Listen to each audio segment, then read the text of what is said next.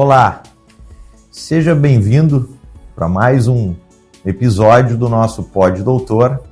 Meu nome é José Pulido, sou médico oncologista e esse programa tem a realização do Hospital Evangélico de Cachoeiro de Itapemirim. Hoje nós estamos aqui para falar de um assunto que é até de certa forma um tabu, não só na sociedade brasileira, mas em todo o mundo, que é o assunto suicídio.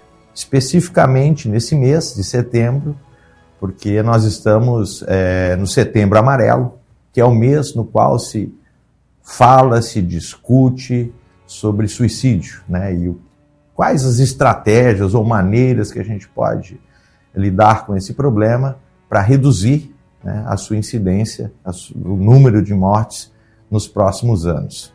Para isso, temos um convidado aqui super especial, meu amigo, Dr. Marcelo Batista, Marcelo Pirama.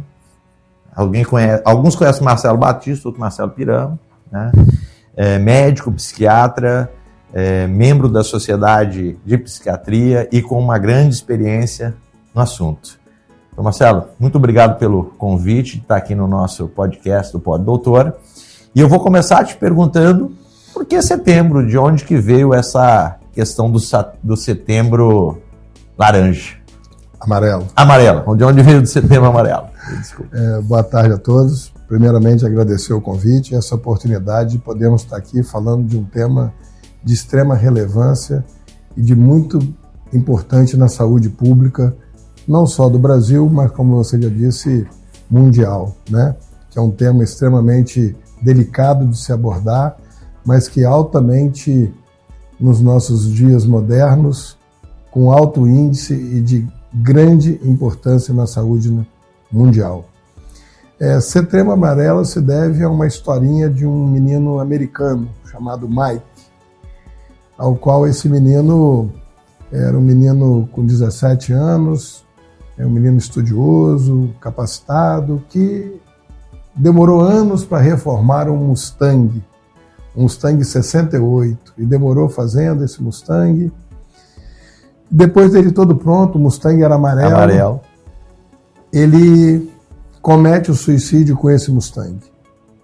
Ele comete suicídio num acidente e no dia do seu enterro, a sua mãe fez questão de distribuir algumas fitas amarelas que representavam a cor do Mustang, e lá ela dizia naquela fita: se você precisar, peça ajuda, né? Porque eles não conseguiram ver que ele precisava de ajuda. Né? Então, daquele dia em diante, o dia 10 de setembro é o dia considerado o Dia Mundial da Prevenção do Suicídio, né? E nós aqui no Brasil temos a campanha do Setembro Amarelo. Certo. Então daí começou tudo. Eu tenho até uma justificativa para o laranja, porque o colo retal, que é da minha área, que é o câncer, é o Setembro Laranja também que fala da prevenção. Mas hoje é Setembro Amarelo, é sobre suicídio. Como você já introduziu, existe uma incidência, ou seja, um grande número de mortes de suicídio no mundo. Quão grande esse número? Assim, ele está aumentando, né? Como é que isso está acontecendo? A pandemia influenciou nisso também? O suicídio, devido aos tabus que ele ainda tem, muitos dos dados de estatísticas deles ainda são submensurados e também subnotificados. Alguns porque não querem realmente notificar. Perfeito. Outros a gente não saberia dizer se foi suicídio ou não, né? Como acidente automobilístico, né? Mas o suicídio hoje ele impacta de uma maneira mundial, porque no mundo ele é a segunda maior causa de morte de pessoas entre 15 a 30 anos. No Brasil ele é a terceira, porque nós temos ainda algo que está na frente da gente, que é os homicídios dessa população jovem de 15 a 30 anos, né? Que trágico isso. Agora eu fiquei impressionado com esse número. Segunda causa de morte dos 15 aos 30 anos. Isso, no mundo. No mundo. E no Brasil é o terceiro por causa dos homicídios. A primeira causa de morte é acidente automobilístico. Certo. Então a gente também não saberia. Externas. Isso, a gente não saberia dizer se alguns desses acidentes também não estão envolvidos no suicídio. Mas o suicídio é a terceira maior causa, então, no Brasil. E no mundo, é um problema muito grave, porque de 15 a 30 anos perderam uma população capacitada, certo, importante, né? E existe um outro tipo de população também que é muito acometida do suicídio, que são populações acima de 70 anos. Estima-se hoje que a gente não tem ainda pós-pandemia, mas estima-se hoje que mais ou menos cerca de 1 milhão de pessoas cometem suicídio ao ano. Por ano. Né?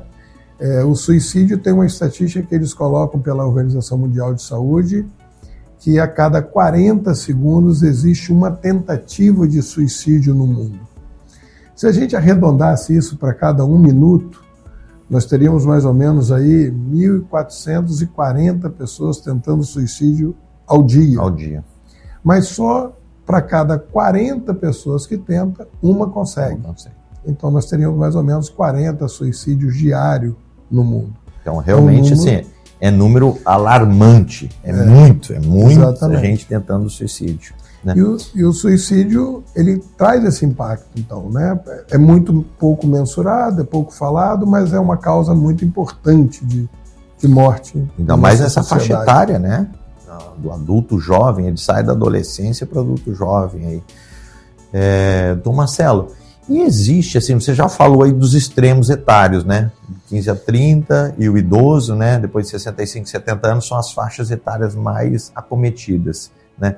E nós temos alguns outros fatores que a gente possa identificar, ou seja, olha, a população que comete mais suicídio parece ser, tem estas e estas características. A gente consegue ter alguma ideia sobre isso? O suicídio, a causa do suicídio, ela é multifatorial, né, Pulido? Porque ela tem desde fatores biológicos, fatores psicológicos, fatores socioeconômicos, fatores culturais, né? Porque em algumas populações o suicídio é visto como algo bonito e bom, né?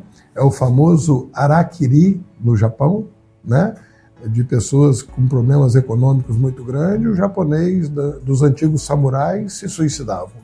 Então até fatores culturais existem. A gente até, assim, se a gente pegar um pouco na história, né? Às vezes pessoas que cometeram alguns delitos econômicos, né? Nos asiáticos, lá no Japão, como você estava falando, o ministro do Japão foi acusado de tal, quando a gente vê ele cometeu suicídio. Isso. Então é por esse fator cultural. Pelo fator cultural. Então os fatores pelo suicídio são multifatoriais. Mas alguns fatores são mais importantes, que eu acho, né? O primeiro deles é ter transtornos psiquiátricos, né? Quando a gente vai fazer estatísticas de suicídio e doenças psiquiátricas, os gráficos só mostram que talvez 1% daquela população não tinha algum transtorno diagnosticado psiquiatricamente. Certo. Né? A depressão, sem dúvida nenhuma, é o grande... Isso que eu ia te perguntar, quais são os maiores transtornos? Eu acho que primeiro é a depressão, né? Os transtornos de humor, podendo também ter os transtornos bipolares associados a isso. Transtornos de abuso de substâncias, né? Álcool e drogas.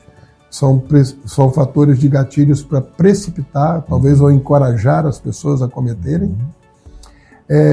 Transtorno de personalidades, algumas muito graves. Esquizofrenia, né? Então, boa parte desses diagnósticos eles vão estar ali na psiquiatria. Nos estudos mostram lá 1% não tem o diagnóstico, mas eu acho que ela não chegou ao pronto-socorro. Entendi. Né?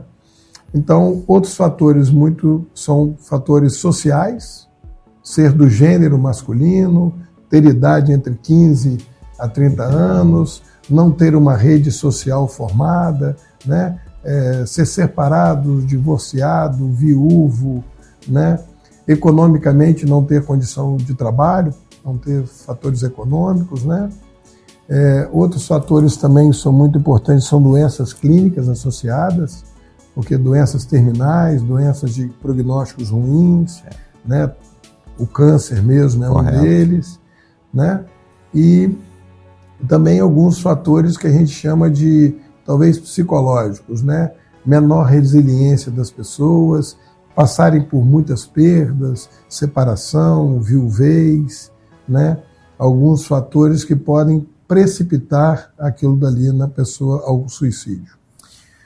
Uma questão que às vezes a gente se surpreende é que o suicídio ele não poupa nem mesmo as pessoas que estão na área da saúde e que muitas vezes têm conhecimento, têm capacidade de estudar sobre o tema, né? E aí eu vou trazer até o suicídio no meio médico, né?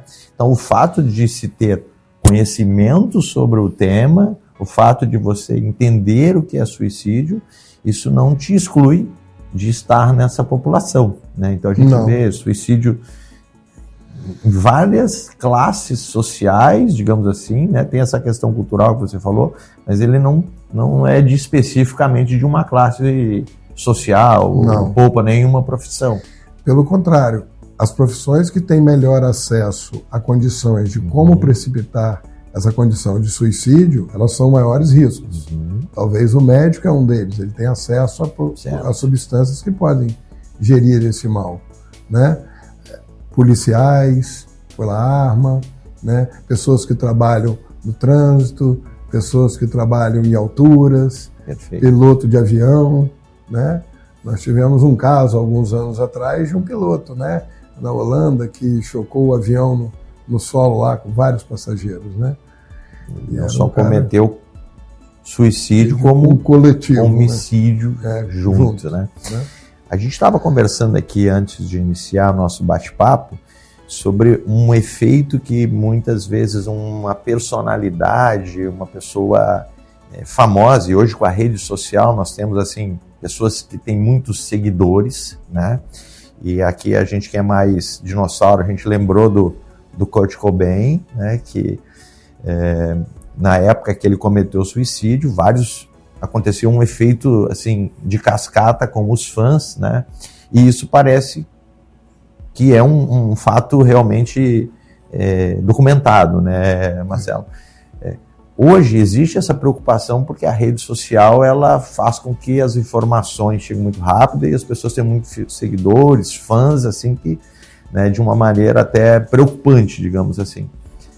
Como que vocês na psiquiatria têm visto isso, assim, né? Eu acho que existe um acordo, que não é bem um acordo, mas talvez um entendimento entre os meios médicos e também os meios de informação, né? Então se tenta-se não divulgar muito isso pelas imprensas, né?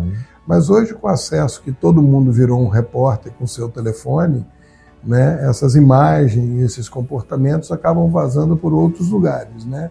E acabam continuando tendo impacto muito grande, né? Nós estamos aí agora, recentemente aqui no Espírito Santo, inaugurando uma ciclovia chamada Ciclovia da Vida, né? Mas por que da vida? Porque a ponte era um local de local de suicídio no Espírito Santo e que impactava de todas as maneiras, não só incentivando outros a fazer, mas também impactando no sentido de parar uma ponte, terminar um trânsito imenso, acabar impactando economicamente até naquela região toda, né? Porque você fechava uma ponte durante horas. Então fizeram uma ciclovia exatamente por isso, porque as pessoas divulgavam dos outros, não que a ponte divulgasse, mas as pessoas passando na hora, que divulgavam e que traziam incentivo a outras pessoas a ir lá cometer o suicídio. Então isso é uma realidade, né? Mas que está cada vez mais difícil de ser cumprida, porque a fonte de informação vem de todos os lugares, né? Então, criar barreiras que tornam mais difícil cometer o ato é uma estratégia que funciona. Isso, né? É a não divulgação, né? Então, não divulgação, que é diferente, ou não sei, né, mas de você discutir o problema a nível de sociedade, né? Então a gente, por exemplo, está conversando aqui sobre isso, na importância do Setembro Amarelo, identificar, não é transformar isso num tabu, né? Não. Mas não é a divulgação de maneira que isso possa, de certa forma, encorajar ou estimular outras pessoas a cometerem o ato, né? Como um facilitador, né? Jamais. Eu acho que esse momento aqui é o contrário. É o contrário, exatamente. É o contrário de informação. Quanto mais a gente souber, quanto mais a gente souber identificar, quanto mais a gente puder entender do assunto e levar esse assunto de uma maneira séria, né? A gente faz com que talvez os impactos desse suicídio na sociedade atual tenha menor repercussão, né? Na sociedade. Você que está nos assistindo aí, se estiver gostando, dá um like aí pra gente, se inscreve no nosso canal, é importante para a gente possa ter mais e mais episódios trazendo informações para vocês. Eu fico pensando agora, Marcelo, que quem está nos ouvindo, nos assistindo, está pensando assim, eu tenho meus filhos em casa que têm idade de 15 e 30 anos, eu tenho meu sogro, minha sogra, meu avô, minha avó, meu pai, minha mãe que tem idade acima de 65, 70 anos, né? O que eu posso, de certa forma, ficar antenado, ficar alerta para poder, de repente, eu conseguir, né, estar atento a algum sinal? A gente sabe que nem todo suicídio tem um sinal de alerta, né, uma manifestação que nos permita interromper isso, né?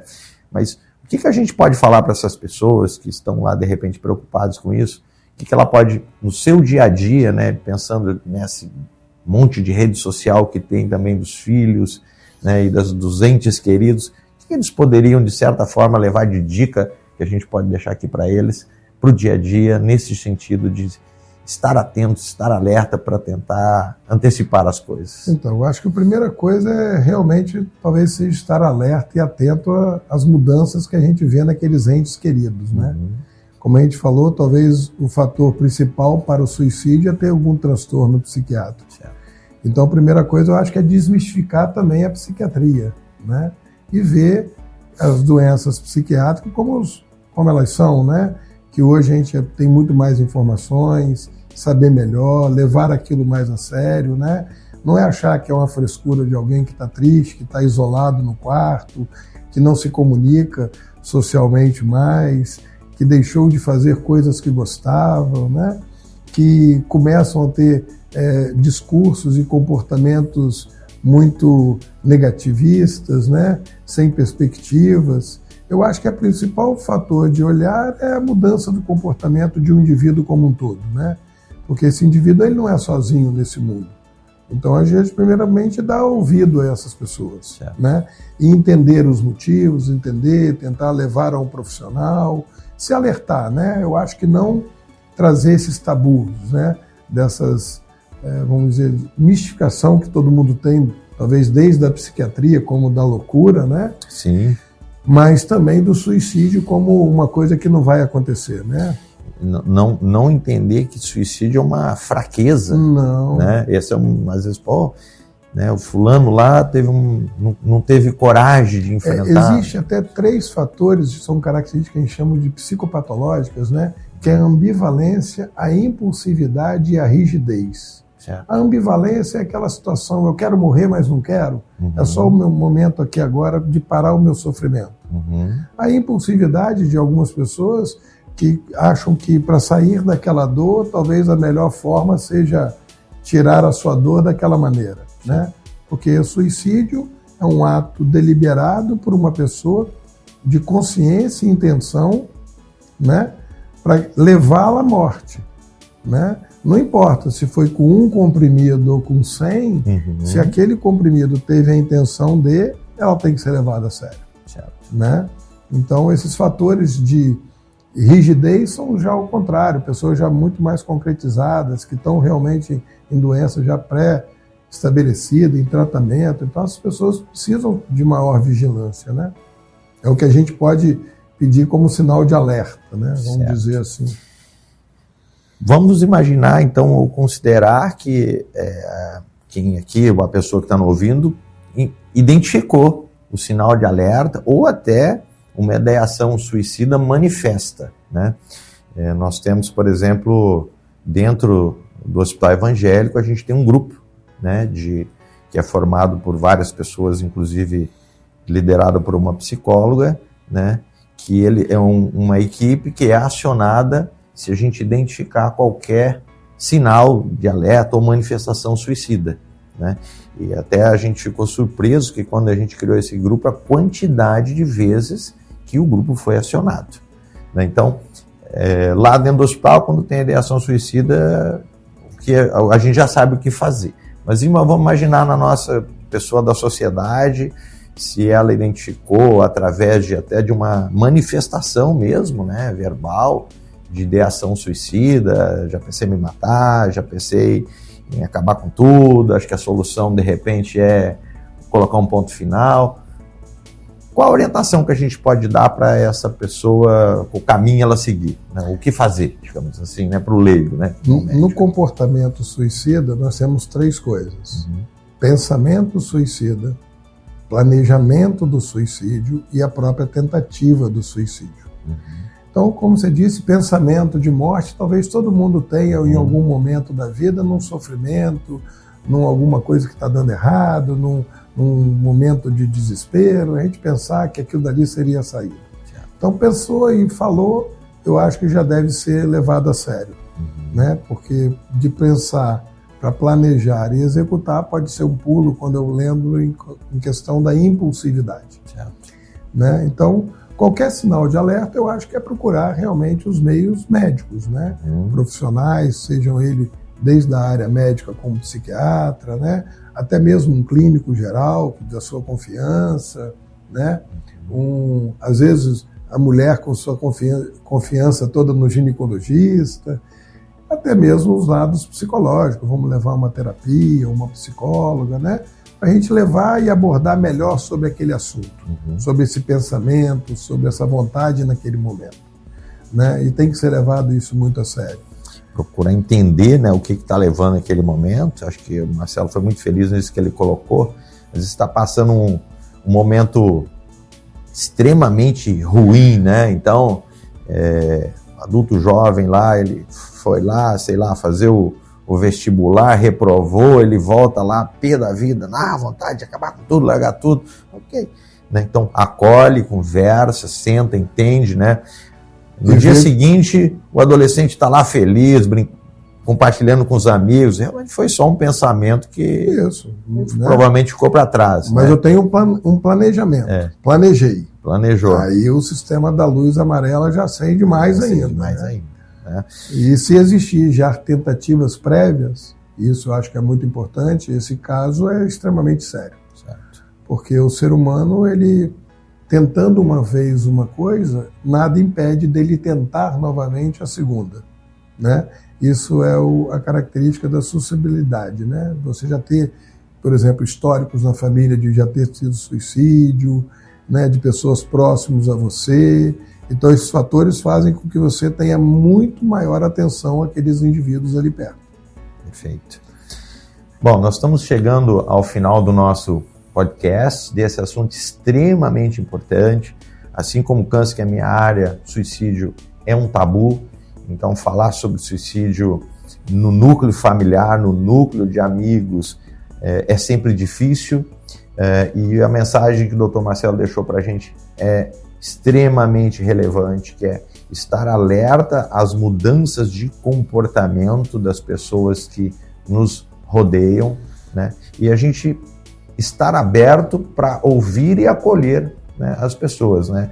A gente não pode criar um ambiente, talvez dentro de casa ou entre os nossos amigos, que num momento de tanto sofrimento você não seja capaz de abrir o seu coração, de estender a mão, né? E às vezes o sofrimento está ali, a gente está visualizando, né? Que o sofrimento pode ser financeiro, como você já falou, né? Pode ser por um problema econômico, pode ser por uma perda, né? Ou por uma doença psiquiátrica, né? E essa questão de ignorar a doença psiquiátrica como também uma questão de fraqueza, isso é um tabu que não cabe mais hoje em dia, né? Então, doença psiquiátrica precisa ter diagnóstico e ser tratada, é assim que se vence ela, né? Sem dúvida.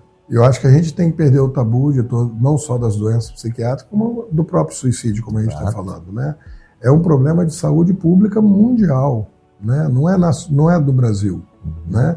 Eu acho que os países que estão cada vez mais empenhados em campanha de prevenção, de acolhimento, de atendimento, eles estão com taxas muito menores de suicídio, né? O último dado que a gente tinha é que o Brasil está em 8º em estatística de suicídio no mundo. Então, isso é uma coisa muito relevante para a gente. Muito relevante. Né? Os dados agora tendem a sair, algumas pesquisas mais novas, que são dessas período pós-pandemia, Pós-pandemia, né? agora. Não, eu acho que até da própria Da pandemia mesmo, o né? que aconteceu na pandemia. Porque um dos fatores para suicídio é o isolamento. Né? Por exemplo, os países como os dos nortes da Europa, a Suécia, é um dos países de maior índice de suicídio. Aí você pensar, poxa, mas economicamente lá não tem pobre, está todo mundo bem, como é que nego está se matando? É um dos fatores da sazonalidade, pelo escuro extremo e a clareza extrema. Né? Tem época do ano que é 4 horas de sol por dia. Né? Isso. E aí, quando está todo mundo no inverno, ninguém está deprimido, está todo mundo isolado. Mas no dia que o sol brilha e todo mundo tem que sair, aquele que não consegue, né, pensa em suicídio. Porque ali você descobre quem está. Então a pandemia foi um pouco disso também para a gente. Verdade. Então nós vamos ter muitos casos ainda para se ver pós-pandemia. Né? Eu acho que a medicina ainda tem muito para falar pós-pandemia. A gente não sabe todo o impacto que ela teve na nossa vida. Daqui uns 10 anos é que a gente vai ver. Nós vamos saber o impacto que ela teve. Então o suicídio é uma coisa muito séria, eu acho que é importante, eu acho que agradeço pelo espaço que você nos cede aqui para falar sobre isso. Né? Eu acho que a Sociedade Brasileira de Psiquiatria, até a Sociedade Espírito-Santense também agradece o espaço, porque eu acho que é de suma importância divulgar isso. Né? Então eu acho que todo o trabalho de divulgação de informação é sempre bem-vindo e sempre bem aproveitado por todos, né? Assim a gente espera. Ótimo. Bom, a gente finaliza agradecendo o Dr. Marcelo. Você pode acessar a nossa conversa aqui tanto no site do Hospital Evangélico, no pod.doutor, ou também você pode acessar o nosso podcast em várias ferramentas aí que você tem na internet. Se você colocar até lá no YouTube, você também pode acessar e ouvir o nosso podcast. Então, mais uma vez, obrigado aí a quem nos assiste. Não esqueça de dar o like e se inscrever no nosso canal. Um abraço a todos.